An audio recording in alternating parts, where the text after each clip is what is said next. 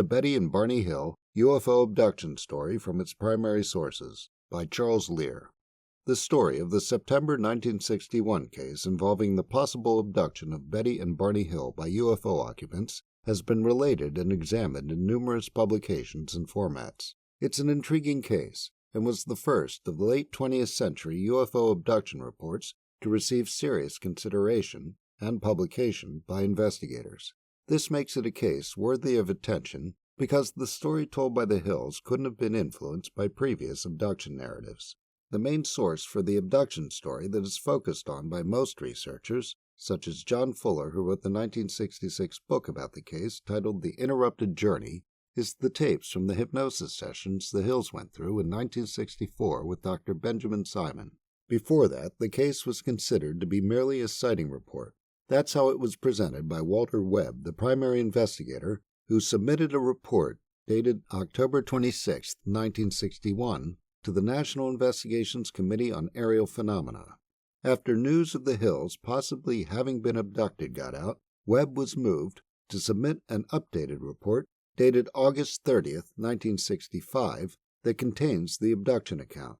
Included in that report is a copy of the letter Betty Hill wrote to NICAP Director Donald Keyhoe, dated September 26, 1961. This is the first document with a complete version of the Hills sighting as it was consciously remembered.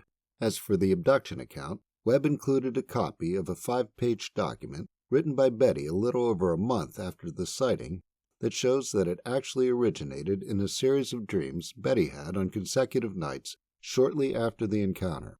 The letter and document are included in The Interrupted Journey, but their significance as the first recorded account of the Hills' experience very close to the time of the event is not emphasized by Fuller. In Betty's letter to Keyhoe, she begins by asking if he's written any more books about unidentified flying objects since the flying saucer conspiracy, as she and Barney had been unsuccessful in their search for any more up-to-date information. She then goes into the details of their sighting. According to her, around midnight on September 20th, she and Barney were driving through the National Forest section of the White Mountains in New Hampshire. She describes the area as desolate and uninhabited. They noticed a bright object moving rapidly in the sky. They stopped and got out to look at it with binoculars. It then suddenly reversed and went from moving north to southeast. It then appeared to be flying in a very erratic pattern. They continued driving and repeatedly stopped to look at the object. It was spinning and seemed to be lit only on one side, and this gave it a twinkling effect. As they were driving, it approached their car and then hovered in front of them. Betty describes it as pancake-shaped, with windows ringing the front, through which we could see bright blue-white lights. Barney was standing in the road, and 2 red lights suddenly appeared moving outwards on wingtips as they protruded. According to Betty, the object moved closer, and Barney was able to see figures scurrying about as if they were getting ready for something. She describes one figure that seemed to be watching her and Barney. From Betty and Barney's point of view, the figure appeared to be about the size of a pencil and seemed to be dressed in some type of shiny black uniform. Barney suddenly panicked. He had left the car running, and he jumped back in, laughing and repeating that they were going to capture us. As he drove off, they heard several buzzing and beeping sounds, which seemed to be hitting the trunk of the car. They didn't see the object leave, but they didn't see it again after they drove off. When they were 30 miles further south, they were again bombarded by these same beeping sounds. Betty tells Keyhoe that they reported their sighting to an Air Force officer who seemed to be very interested in the wings and red lights. She adds that they didn't tell him what Barney saw inside the object, as it seems to be too fantastic to be true. Betty describes Barney's mind as being blacked out regarding what he saw when he panicked, and that he's left very frightened whenever he attempts to recall the moment. She tells Keyhoe that they are considering the possibility of a competent psychiatrist who uses hypnotism. Betty includes more details about the object, which she describes as being noiseless, at least as large as a 4-motor plane, and notes that the light from the interior didn't reflect on the ground. She adds that there didn't seem to be any damage to the car from the beeping sounds. The document containing the abduction account is titled Betty Hill's Own Account of Her Dreams, written November 1961. According to Betty in her account, her dreams weren't chronological, but she arranged them that way. The story she tells picks up after the sighting as they're driving home. They noticed a sharp left-hand turn in the road, and that the road then curved back to the right, and at this moment they saw 8 to 11 men, Betty's word, standing in front of them. Barney slowed down and the motor died. As he tried to restart it, the men surrounded the car. The Hills sat speechless. Betty describes being terrified, and the men opened their doors and took each of them by the arm. Betty makes note that what follows comes from her first dream, though she doesn't define where the next dream begins. She describes struggling to wake up, and that it was as if she was at the bottom of a deep well and must get out. She managed to get her eyes open and was amazed. She found herself walking on a path in the woods with a man on each side, 2 in the front and 2 in the back. She then saw Barney with a man on each side of him and 2 in back of him, and she called out his name. He didn't respond, and she describes him as sleepwalking. The man to her left spoke to her and asked her if what she called out was Barney's name, and she refused to answer. The man then assured her that she and Barney would be all right. He explained that they needed to do some tests, that she and Barney would be returned to their car, and that they had nothing to fear. Betty noticed that only one man spoke, English in a foreign accent, while the others were silent. She described them as being 5 to 5.5 feet tall and very human in their appearance.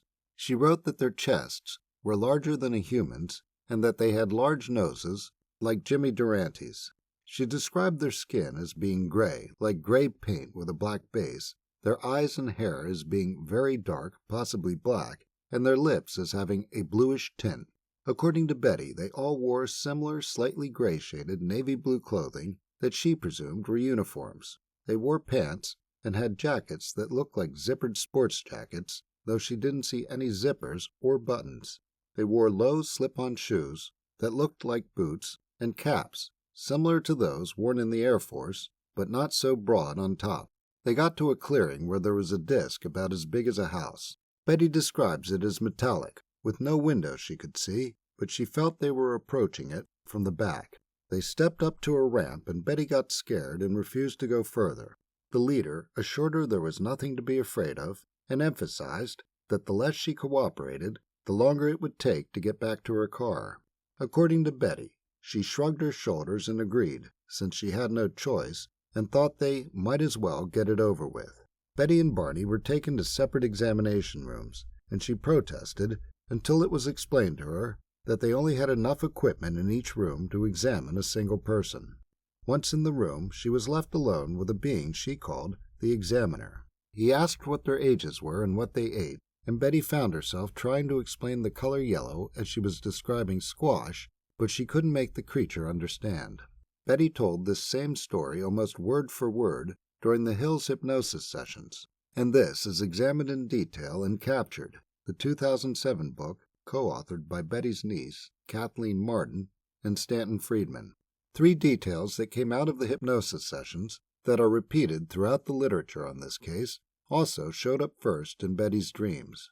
One is her being given a pregnancy test using a long needle, much like modern amniocentesis, which was far from common at the time and unknown to Betty.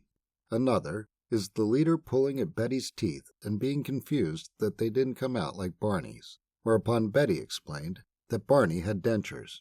The third is Betty being shown a star map with a binary star system and being told by the leader that that's where they came from. The story of Betty and Barney Hill has received a lot of attention over the years, and the question of how much Betty's dreams influenced her and Barney's recall under hypnosis has been explored extensively, for example, in Captured. As part of the North Carolina Prosecutors Resource Online, there is Section 664.1, Repressed Memories and Hypnosis, where it is stated there is an ongoing debate within the scientific community about the validity and accuracy of such recovered memories, followed by references. As strange as the abduction experience seems to be, perhaps Betty's dreams should be considered as being possibly more valid than her and Barney's recollections under hypnosis. In any case, Betty's letter and account are an excellent starting point for students of the case. More material is available on this case at NICAP.org in the September 2011 Casework Index in the file marked 610919 indianhead.dir. Charles Lear is the author of The Flying Saucer Investigators, available at Amazon.com.